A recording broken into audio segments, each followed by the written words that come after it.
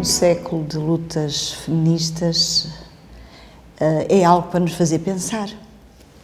Porque é que, sendo este o século das mulheres, como dizem muitas historiadoras e historiadores, nós continuamos ainda a reivindicar direitos que, por exemplo, as feministas republicanas falavam deles. Por exemplo, a Carolina Beatriz Ângelo reclamava iguais direitos, iguais salários para mulheres e homens, em 1911. E nós hoje, 100 anos depois, continuamos a ter grandes discriminações salariais entre mulheres e homens. E continuamos a ter, não apenas na base daquilo que se dizia antigamente, que existia uma diferença de qualificação entre mulheres e homens, mas nas novas gerações, onde rapazes e raparigas saem das universidades, elas muitas vezes com classificações superiores às deles, mas depois, em termos salariais, em termos de acesso ao mercado de trabalho, elas são muito mais penalizadas. Portanto, hoje a precariedade que atinge toda uma geração é uma precariedade que atinge fundamentalmente as jovens mulheres, que durante 30 anos estivemos envolvidas na longa luta pela despenalização do aborto. Ora, houve muitas causas que ficaram para trás.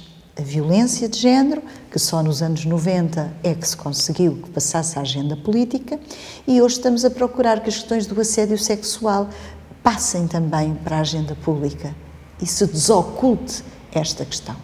Ora, nós hoje sentimos, e quando falamos das questões do mercado de trabalho, falamos das questões das discriminações em função da maternidade, em função salarial e no acesso às carreiras profissionais entre jovens raparigas e jovens rapazes, e também em muitas destas situações ocultas, não é? Que são as questões dos assédios que se fazem em muitos locais de trabalho, que têm a ver com a hierarquia e quem tem poder sobre aquela pessoa para poder exercer essas situações, e onde a voz muitas vezes não se pode libertar, porque não há possibilidade de se poder libertar essa voz. Portanto, nós hoje encontramos bandeiras de luta daquilo que nós considerávamos as velhas causas, mas que são novas causas, com novos contornos. Hoje, a abordagem que lhe tem que ser feita, com certeza é uma abordagem um bocado diferente. Faz todo o sentido, apesar deste século de lutas tão intensas e da evolução do Estatuto das Mulheres, falarmos do 8 de Março. E tem sentido, inclusive, para as novas gerações. As raparigas que saem das universidades e estão sujeitas a ir para call centers ou para as caixas de supermercado. As raparigas que, quando buscam um trabalho, sentem que são discriminadas salarialmente e na sua própria evolução de carreira em relação aos seus colegas rapazes. E todas estas causas que se diziam que já estariam ultrapassadas, retomam hoje com novos contornos. Por isso, quando eu digo que as novas gerações, as raparigas pensam que não são feministas, mas em determinada altura elas chegam à conclusão que são mesmo.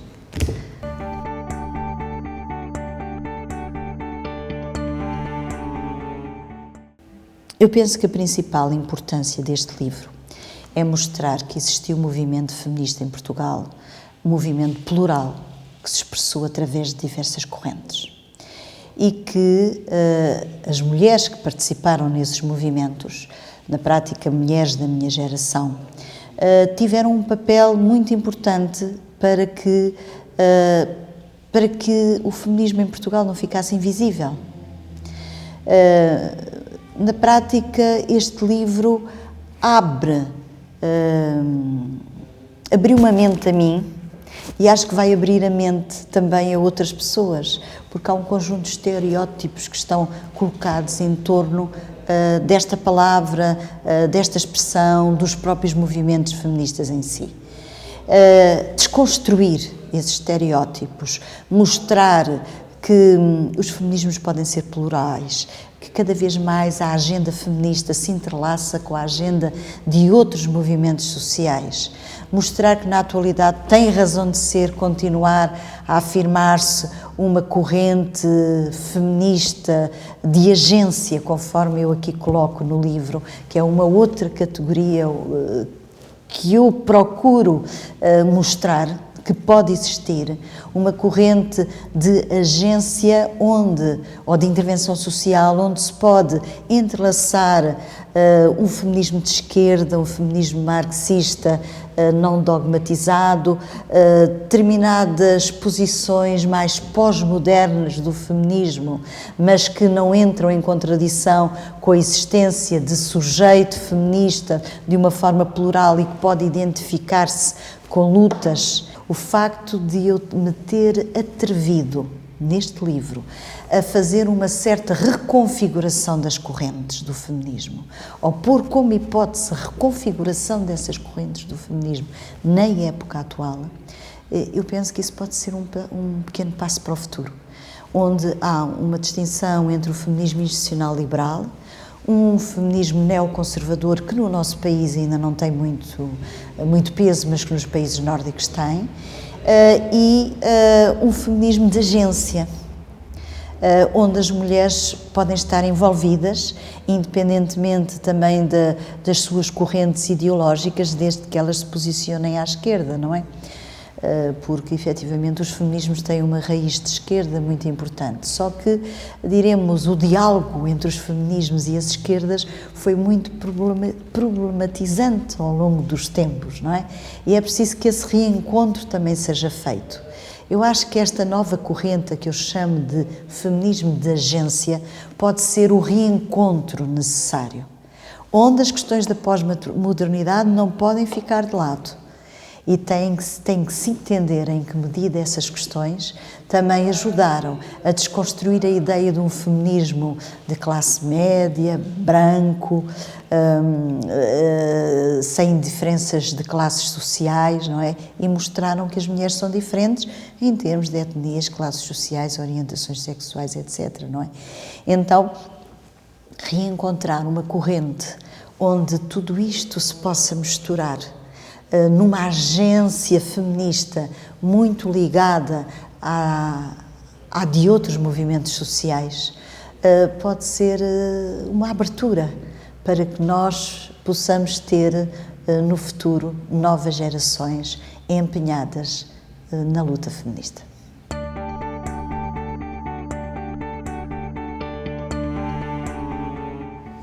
Hoje os feminismos enfrentam vários desafios. O desafio teórico, em termos da reconfiguração das correntes e do debate que ainda está para ser feito entre as feministas sobre essas correntes, são, por exemplo, a necessidade de uma corrente de agência, que eu identifico no meu livro como podendo confluir nela não só as feministas radicais, como as feministas marxistas, não dogmáticas, como as feministas da pós-modernidade, não é?